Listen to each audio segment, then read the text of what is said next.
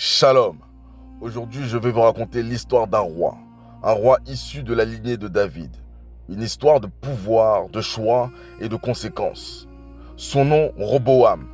Il devient roi à 41 ans, autour de 931 avant Jésus-Christ.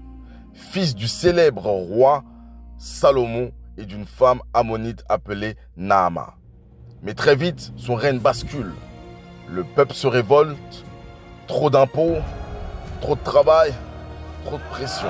Un homme se lève, Jéroboam, et avec lui une demande simple, alléger le fardeau. Roboam hésite, alors il demande conseil. D'abord aux anciens, ceux qui ont servi son père, leur réponse est claire. Sois bon avec ce peuple et ils te seront fidèles. Puis il va voir ses amis et ils lui disent: Sois plus dur que ton père. Dis-leur, mon père vous a châtié avec des fouets, je vous châtierai avec des scorpions. Roboam fait un choix, le mauvais. Il rejette la sagesse et choisit la dureté. Résultat, le peuple se révolte, le nord s'enflamme. Il envoie Adoram, son collecteur d'impôts, mais la colère est trop forte. Adoram est lapidé et Roboam fuit en catastrophe.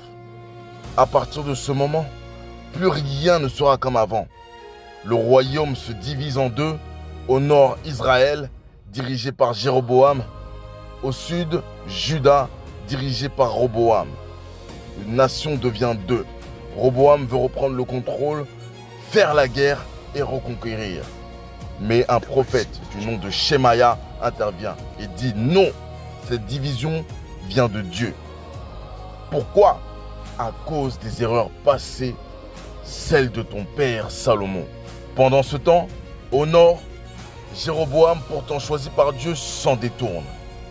Il fabrique deux veaux d'or, un à Bethel et un à Dan. L'idolâtrie s'installe et au sud, ceux qui cherchent encore Dieu viennent à Juda. Mais même là, Roboam abandonne Dieu. Les cœurs se corrompent et les pratiques deviennent indescriptibles. Alors Dieu intervient. Il envoie le pharaon Shishak. Juda est pillé. Roboam est humilié. Ses précieux boucliers d'or disparaissent, remplacés par du bronze.